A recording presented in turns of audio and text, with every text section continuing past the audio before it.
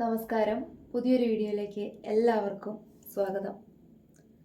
ദൈനംദിന ജീവിതത്തിൽ നമ്മൾ ഓരോ ദിവസവും കടന്നു പോകുന്നത് ഓരോരോ കാരണങ്ങൾ, ഓരോരോ അനുഭവങ്ങൾ കൊണ്ടാണ്. ചിലപ്പോൾ വിഷമങ്ങൾ ഉണ്ടായേക്കാം, സന്തോഷങ്ങൾ ഉണ്ടായേക്കാം, പല കാരണങ്ങളും ജീവിതത്തിലൂടെ കടന്നു പോയേക്കാം. ചിലതെല്ലാം മനസ്സിൽ അങ്ങനെ തങ്ങി നിൽക്കും കുറേ കാലം ഉത്തരമില്ലാതെ. പക്ഷെ എല്ലാത്തിനും നമുക്ക് ഉത്തരം കിട്ടും. എല്ലാ ചോദ്യങ്ങൾക്കും ഉത്തരമുണ്ട്. എല്ലാ പ്രശ്നങ്ങൾക്കും പരിഹാരമുണ്ട്. ഞാൻ ആദ്യം ഒരു അനുഭവ കഥ, ആ ഒരു കാര്യം ഞാൻ എല്ലാവരെയും കേൾപ്പിക്കാം. ഞാൻ തന്നെയാണ് പറയുന്നത്, കേൾപ്പിക്കാമെന്ന് പറഞ്ഞുള്ളൂ. അതായത് ഒരു ഓഫീസ് അറ്റ്മോസ്ഫിയറിൽ, ഒരു ഓഫീസ് അന്തരീക്ഷത്തിൽ ഉണ്ടായ ഒരു സംഭവമാണ്. ഇന്ന് തന്നെ സംഭവിച്ചിട്ടുള്ള ഒരു കാര്യം തന്നെ പറയാം. വളരെ ചുരുങ്ങിയ ആൾക്കാരുള്ള ഒരു സ്ഥാപനമാണത് കേട്ടോ. അപ്പോൾ അതിൽ കുറച്ച് ആൾക്കാരുള്ളത് കൊണ്ട് വളരെ നല്ല രീതിയിൽ എന്തായാലും ആ സ്ഥാപനം പോകണം, എല്ലാവരും നല്ല രീതിക്കായിട്ട്. കൂട്ടത്തിലുള്ള ഒരു വ്യക്തിക്ക് കുറച്ച് ഈഗോ വർക്ക് ചെയ്യുന്ന ഒരാളാണ്. ആൾ തന്നെ പറയും ആൾക്ക് കുശുമ്പ് വരും, ആൾക്ക് ഈഗോ ഉണ്ട്, കാരണം സ്വന്തം ഹസ്ബൻഡിനോട് പോലും ഈഗോ ഉണ്ട് എന്ന് സ്വയം സാക്ഷ്യപ്പെടുത്തുന്ന ഒരാളാണ്. ആ വ്യക്തിക്ക് മറ്റുള്ളവരുടെ വളർച്ചയിൽ എന്തുമാത്രം ഈഗോ ഉണ്ടായിരിക്കും അല്ലെങ്കിൽ അസൂയ ഉണ്ടായിരിക്കുമെന്ന് നമുക്ക് ഊഹിക്കാം. പക്ഷെ അവരതിനെ കാര്യമാക്കി എടുക്കുന്നില്ല. എല്ലാവരും കളിക്കുന്നു, ചിരിക്കുന്നു, അവരവരുടെ വർക്കുകൾ കഴിയുന്നു, പോകുന്നു. വളരെ ശാന്തവും നല്ല രീതിയിലുള്ള ഒരു അന്തരീക്ഷം. അപ്പോൾ തന്നോടുള്ള മറ്റുള്ളവരുടെ പെരുമാറ്റം ഒരു അകൽച്ച പോലെ. കാരണം അങ്ങോട്ടും ഇങ്ങോട്ടും പാര വയ്ക്കുന്ന ഈ വ്യക്തിയെ ആരും അടുപ്പിക്കുന്നില്ല. കാരണം മാനേജേഴ്സിൻ്റെ അടുത്ത് എത്തിക്കുന്ന കിംവദന്തികൾ, താഴെയിലുള്ള ആൾക്കാരെക്കുറിച്ച്, അതിൻ്റെ ഒപ്പമുള്ള ആൾക്കാരെക്കുറിച്ചുള്ള നുണ പറഞ്ഞിട്ടുള്ള സ്ഥാനക്കയറ്റങ്ങൾ, സന്തോഷങ്ങൾ, അവരുടെ പ്രീതി പിടിച്ചു പറ്റുക, ഇതൊക്കെയാണ് ഈ വ്യക്തിയുടെ വിനോദങ്ങൾ. ഒരു പരിധി വരെ അതൊക്കെ ജയിക്കും. ദുഷ്ടനെ പന പോലെ വളർത്തും.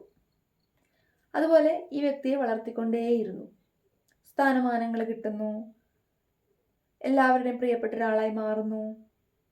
അപ്പോൾ അവിടെ ഉള്ളവർ തമ്മിലുള്ള ഒരു സന്തോഷം കണ്ടിട്ട് സഹിക്കാൻ പറ്റാതെ പറഞ്ഞു, രണ്ട് വ്യക്തികൾ തമ്മിലുള്ള കൂട്ടുകെട്ടുകളിൽ പറഞ്ഞു, ഇപ്പോൾ എയും ബിയും എടുക്കാം. അപ്പോൾ എ ഈ വ്യക്തിയോട് പോയി പറഞ്ഞു, നിന്നെക്കുറിച്ച്, ബിയെക്കുറിച്ച് ഉള്ള കുറ്റങ്ങൾ, നിന്റെ കുറ്റങ്ങൾ അവൾ എന്നെ വിളിച്ച് പറയുന്നുണ്ട് എന്നുള്ളത്. സത്യത്തിൽ അങ്ങനൊരു സംഭവമില്ല. അത് കേട്ടപ്പോൾ ബിക്ക് എയോടുള്ള ഒരു സ്നേഹം, ആ ഒരു വിശ്വാസം കുറഞ്ഞു. മിണ്ടാതെ അവർ നടന്നു. പക്ഷേ ഇതൊന്നും അറിയുന്നില്ല. കുറേ വിഷമിച്ചു, എന്ത് കാരണം കൊണ്ടാണ് മിണ്ടാണ്ട് നടക്കുന്നത് എന്നുള്ളത്. മാതാവിനോട് മുട്ടിപ്പായി നിന്ന് പ്രാർത്ഥിച്ചു, എന്ത് തന്നെയാണെങ്കിലും ഞാൻ അറിയാതെ ഈ കാരണം എനിക്ക് കാണിച്ചു തരണം. ഞാൻ അറിയാണ്ടാണ് ഇങ്ങനെ അവളെന്നോട് മിണ്ടാണ്ട് നടക്കുന്നത്. എൻ്റെ വിഷമം, എൻ്റെ കണ്ണുനീർ മാതാവ് കാണണം. എൻ്റെ നല്ലൊരു സുഹൃത്തായിരുന്നു. പ്രാർത്ഥിച്ചു. 2-3 ദിവസങ്ങൾ അങ്ങനെ കഴിഞ്ഞു പോയി. ഒരുപാട് ദിവസങ്ങളൊന്നും കഴിഞ്ഞില്ല, 2-3 ദിവസങ്ങൾ തന്നെ പറയാം. മാക്സിമം ഒരാഴ്ച കഴിഞ്ഞു പോയി. അതിനിടയിൽ സത്യങ്ങൾ ഓരോന്നോരോന്നായിട്ട് വെളിപ്പെട്ടു വന്നു. ആരാണ് ഇതിൻ്റെ ഇടയിൽ കളിച്ചത്, അങ്ങോട്ട് മിണ്ടരുത്, ഇങ്ങോട്ട് മിണ്ടരുത് എന്നൊക്കെ പറഞ്ഞ് നുണ പറഞ്ഞ് പഠിപ്പിച്ച ഈ വ്യക്തിയെ കയ്യോടെ പിടിച്ചു. ഇവർ തമ്മിലുള്ള കമ്മ്യൂണിക്കേഷൻസ് കാര്യങ്ങളൊക്കെ ക്ലിയറായി.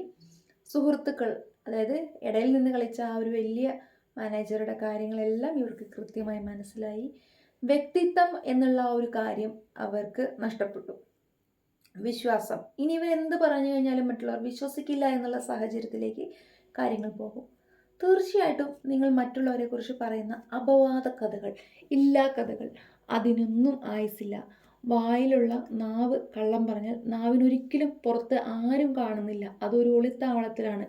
പക്ഷേ ആ നാവ് കൊണ്ട് പറയുന്ന കാര്യങ്ങൾ അത് എല്ലാവരും കേൾക്കും. ആ കേൾക്കുന്നത് പറയുന്നത് നിങ്ങളാണെങ്കിൽ നിങ്ങളെയാണ് എല്ലാവരും കാണുക. നിങ്ങൾക്ക് ഒളിക്കാൻ ഒരവസരമില്ല. നാവിന് ഒളിക്കാൻ പറ്റും, പക്ഷേ നിങ്ങളുടെ വ്യക്തിത്വത്തിന് ഒളിക്കാൻ പറ്റില്ല. അപ്പം ഇത്രയും മനസ്സിലാക്കുക.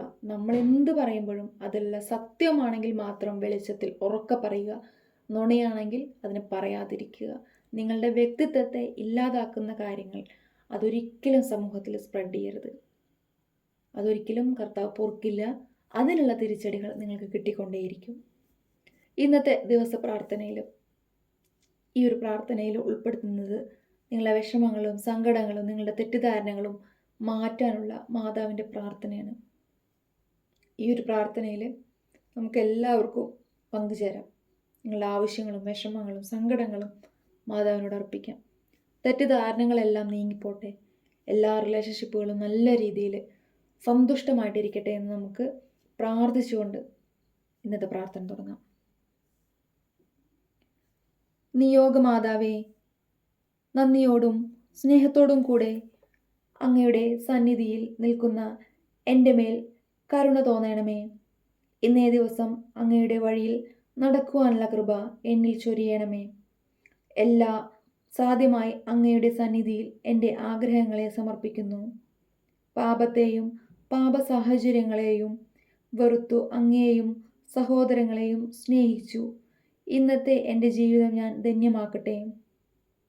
എൻ്റെ നൊമ്പരങ്ങൾ അറിയുന്ന അവ പരിഹരിക്കാൻ കഴിയുന്ന അങ്ങയിൽ പൂർണ്ണമായി ഞാൻ വിശ്വസിക്കുന്നു. അധ്വാനിക്കുന്നവരും ഭാരം വഹിക്കുന്നവരും എൻ്റെ അടുക്കൽ വരുവിൻ എന്ന് അരുൾ ചെയ്ത ഈശോ, സുഖ ദുഃഖ സമ്മിശ്രമാകുന്ന ജീവിതത്തെ അങ്ങയുടെ കരങ്ങളിൽ നിന്നും ഞാൻ സ്വീകരിക്കുവാനും ജീവിതത്തെ അങ്ങയുടെ ദാനമായി കണ്ട് എൻ്റെ ജീവിതത്തിലൂടെ അങ്ങയെ മഹത്വപ്പെടുത്തുവാനും എന്നെ സഹായിക്കണമേ. പരിശുദ്ധ അമ്മേ, എന്നെ മനസ്സിലാക്കുവാൻ മറ്റുള്ളവർക്ക് കഴിയണമേ. എന്നെ ഒറ്റപ്പെടുത്തരുതേ. തെറ്റിദ്ധാരണകൾ നിറഞ്ഞ ജീവിതത്തിൽ നന്മയുടെ വെളിച്ചം കടന്നു വരണമേ. ഞാൻ ഒറ്റപ്പെടുന്നു, എനിക്ക് ആരുമില്ലാതാകുന്നു, എനിക്ക് ഭയം തോന്നുന്നു, എനിക്ക് ഭയം തോന്നുന്നു, എനിക്കിനി മാതാവിൻ്റെ സാമീപ്യം കൂടിയേ കഴിയൂ.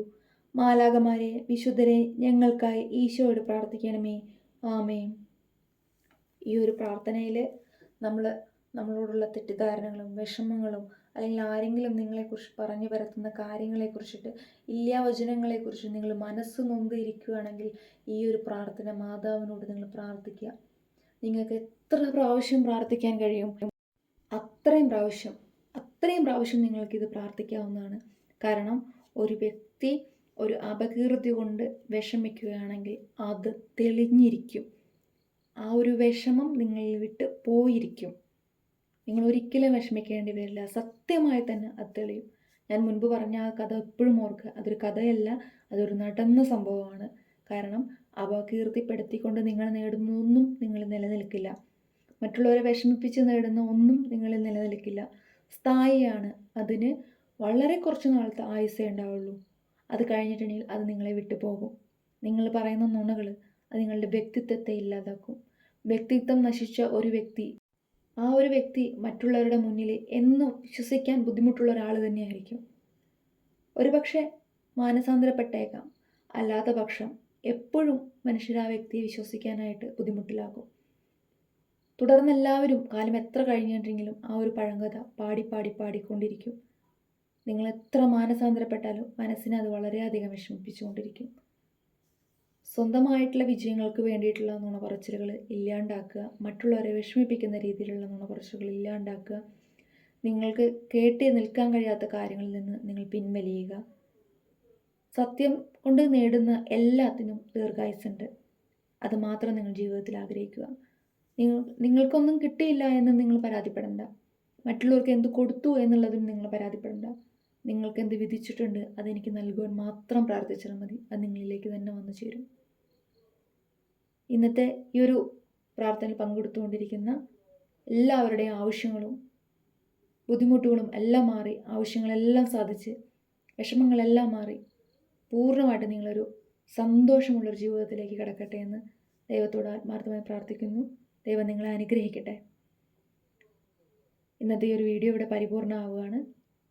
മറ്റൊരു വീഡിയോയിലൂടെ നമുക്ക് വീണ്ടും കാണാം. നന്ദി, നമസ്കാരം.